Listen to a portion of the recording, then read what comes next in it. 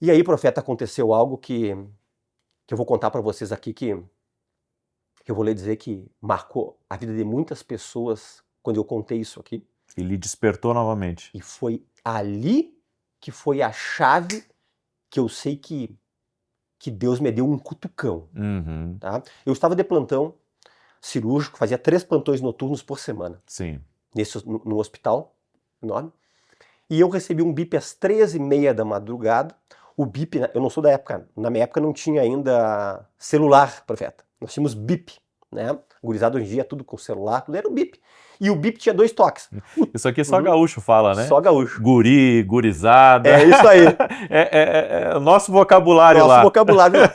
Muito bem. E o nosso bip tinha 2 sons. Ele tinha um som quando era chamado do andar. O cirurgião que ficava por exemplo, um problema cirúrgico da urologia, da vascular, era um bip, eu ia lá. Só que tinha um outro bip que era um bip da parada cardíaca. Que esse é um bip que tu não podia perder tempo, tinha que ser rápido, e tocou esse bip com o som da parada cardíaca, né? E o bip só indicava qual era o andar e qual era o leito. Uhum. E eu fui. Quando eu vi, quarto 109. E eu desci correndo, fui pelas escadas, que esse local que nós dormíamos era no último andar.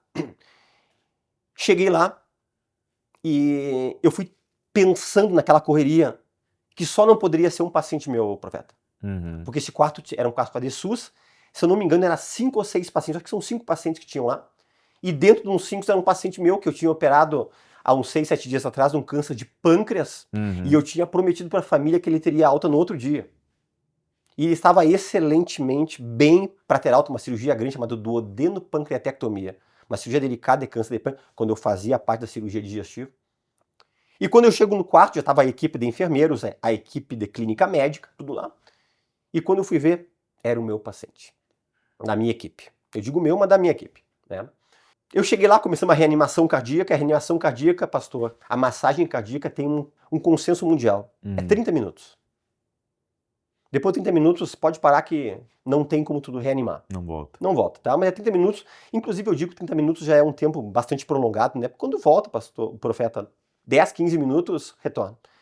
E nós fomos 30 minutos e massageando, e talvez umas 10 pessoas no quarto ali.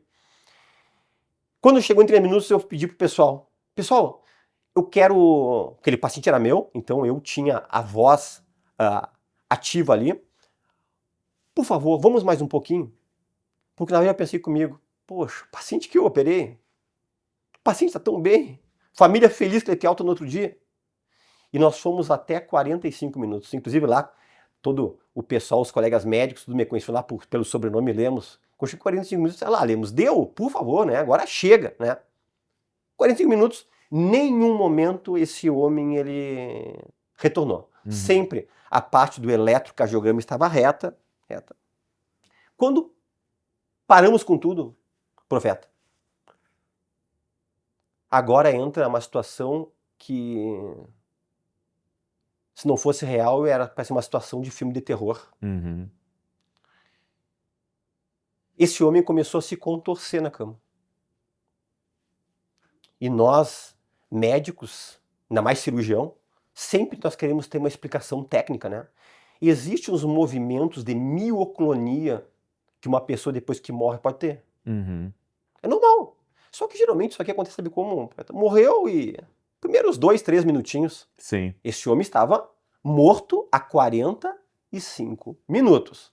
Então, em relação a essa parte teórica aí, caiu por terra, mas é o que a gente começou a pensar. Ele começou a se contorcer, como se fosse tendo uma convulsão. E para piorar a situação, não me pergunto por quê, caiu uma luz do quarto. A luz ficou fraca. Foi uma correria daquele quarto, profeta. Até os pacientes que estavam dentro do quarto pegaram o seu soro e saíram do quarto. Todo mundo saiu. Só ficou com esse paciente uma pessoa. Eu. Porque eu senti... Primeiro era meu paciente. Segundo, eu entendi que aquilo ali ia ser comigo. Uhum. Ele começou a revirar os olhos, ele começou a se contorcer, ele começou a esticar a perna, esticar braço, e um rosto extremamente de medo, de pavor. Uhum.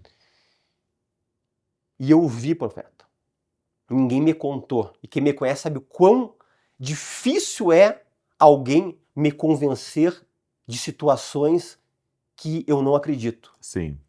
Isso que talvez é um defeito meu. E aquele homem com uma cara terrível, e eu vi entrar pela janela do quarto.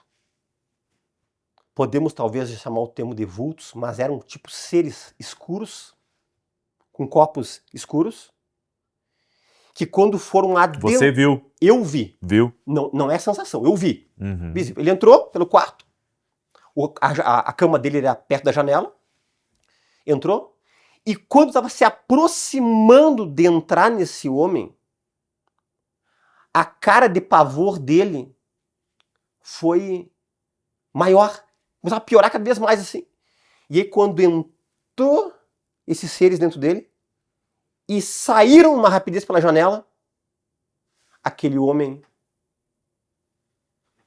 apagou, morreu completamente ali na minha frente. Resumo da obra. Eu tive um vislumbre de uma pessoa indo para o inferno. Uhum. E o Espírito Santo falou claramente comigo. Não brinca com as coisas de Deus. Volta, porque o teu lugar é ligado com Deus. Olha só. Porque a vida eterna é muito real. E isto, eu lhe digo para o senhor que foi o divisor de águas, um cutucão que Deus me deu. E me deu essa oportunidade de passar por tudo isso. E eu entendo isso aqui. Porque muitas pessoas, uma vez eu contei isso aqui. E esse pavor da morte no rosto, eu já ouvi várias vezes as pessoas dizendo exatamente isso. E já vi o contrário também, de que quando uma pessoa parte, salva. Serenidade. Serenidade, exatamente. Várias pessoas que testemunham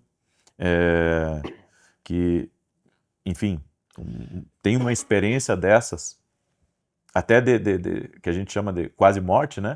EQM. Experiência quase morte. Quase morte, também experimentaram isso.